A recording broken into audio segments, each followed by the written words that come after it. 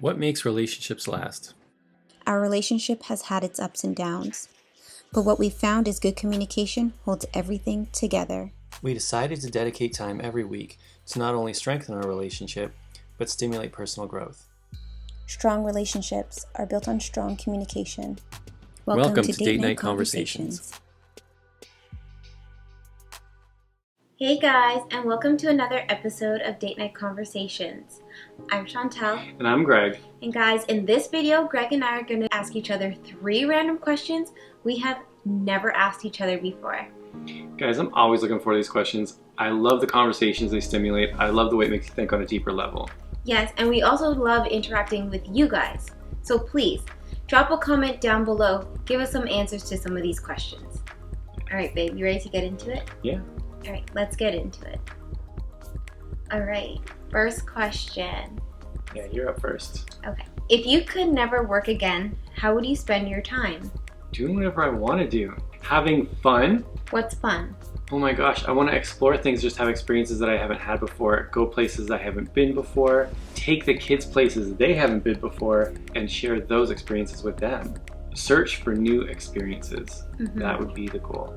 I agree. So my answer would be relatively similar to yours in the respect that I want to explore as well. I want to travel, and most importantly, I want to take the kids places they've never been before. Places such as like Mexico, the Caribbean, Jamaica, Trinidad, where my parents are from, and have them explore those islands. That would be really nice. And just always traveling to different countries.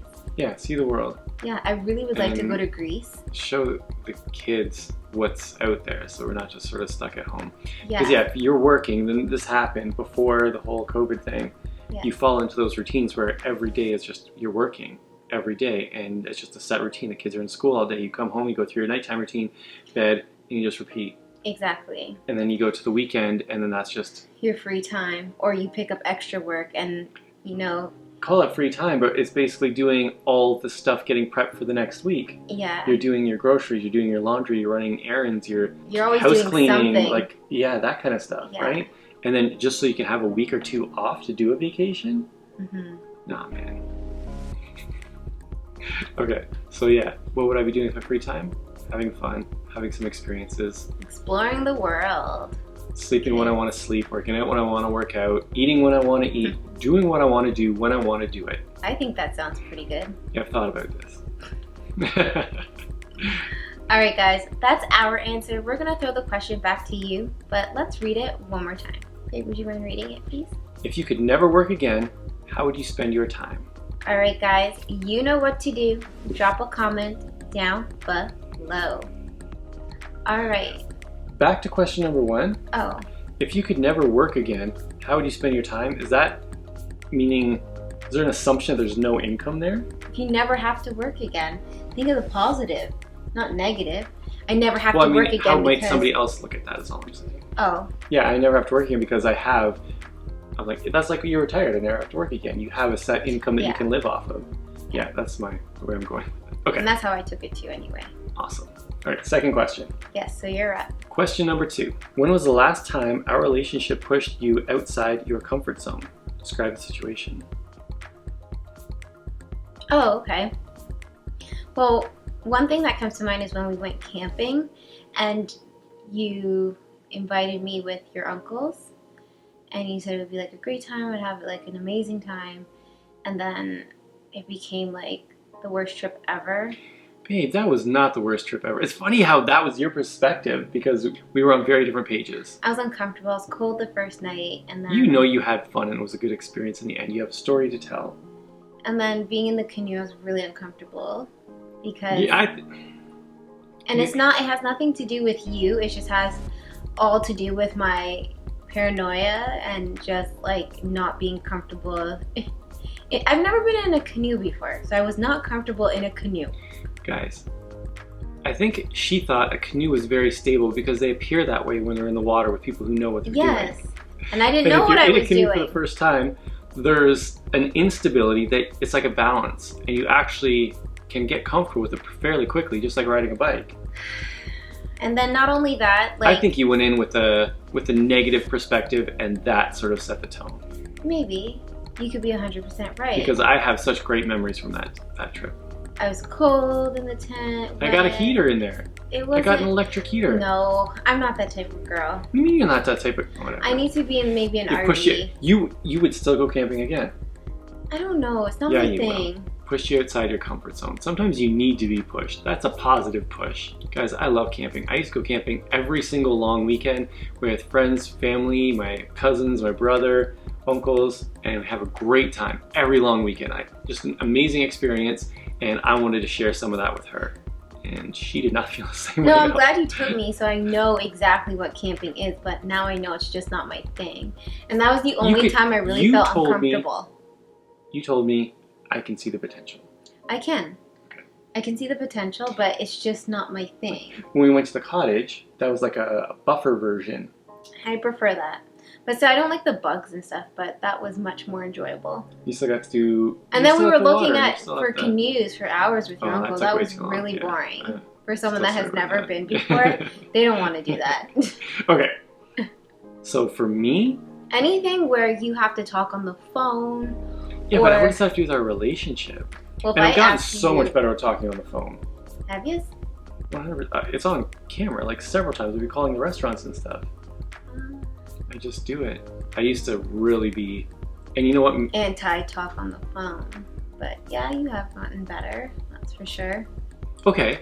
I think it was when we were fairly new, and I would go to get-togethers with people I don't know, like your friends or your... Okay. Yeah, you know exactly what I'm talking about. Yeah. And so I'm in a place when we're new, and now I'm with people that I don't know, and I'm not very, at least at that time, I wasn't very talkative, not very outgoing. I was quiet. And you're the more outgoing person. So I felt I'm just present, I'm just there. I didn't feel like part of it. I found that with your family stuff too. Really? Okay. Yeah, I think we both felt that way. It's normal. So I'm gonna say, when was the last time? That was a long time ago. Years, it's been years. Yeah, it has been. Yeah, it's probably before kids, like before Jasmine. Yeah. Okay, before our 6-year-old daughter. All right, guys, so that's our answer. Maybe you can give us some stories. We're gonna throw the question back to you guys, but I'll read it one more time. When was the last time your relationship pushed you outside your comfort zone? Describe the situation. All right, guys, you know what to do. Drop a comment down below. All right, so we're moving on to the last question. Question number 3. Question number 3, and I'm up. What's a deal breaker for you in a relationship? Oh man, these are things like, I guess I could jump right to that. Smoking is a huge one.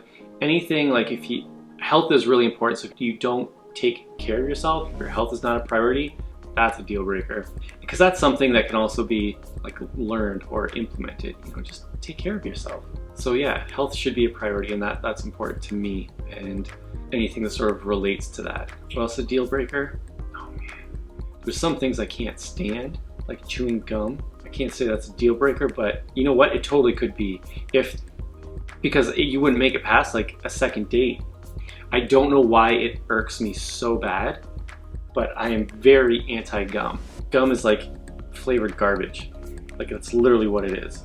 What are you gonna do with that? You're just gonna throw that in the garbage. You're gonna put that in your mouth? Why are you gonna do it? Okay, those are some of the deal breakers for me. Okay, that's fair enough. I would say smoking too. Not into smoking or any type of drugs. I think we've come across this question before. Something similar anyways, yeah. Financial instability is a big one. And just like mindset. Like if you have a negative mindset, then everything goes down south from there, and I don't want to be a part of it. Oh, the mindset's a huge one. Yeah. You know what's interesting though? Because you can meet people and maybe, I guess it depends on how long it lasts. Because all those things could be there, but as there's a friendship that builds into something. Mm-hmm. So if it doesn't change, then it's like, it doesn't go any further. Yeah. Because people can learn a lot from you, you can learn a lot from people, That's and it true. can change. But if it doesn't, and it's like chronic, then it's not my thing. The negative mindset. It's uncomfortable to be around. Yes, it is. You want someone uplifting, positive, has that drive, and they motivate you, and yeah. So that's my answer. Do you have anything else to add to yours, or? Yeah, I think it would fall into your negative mindset. It's the same thing, because it'd be like nagging or complaining. That's the sort of the same. Constantly can really wear someone out. Yeah. All right, guys. So that's our answer. We'd like to hear yours. So we're gonna throw the question back to you, but let's read it one more time. What's a deal breaker for you in a relationship? All right, guys. We want to hear this. You know what to do. Drop a comment down below.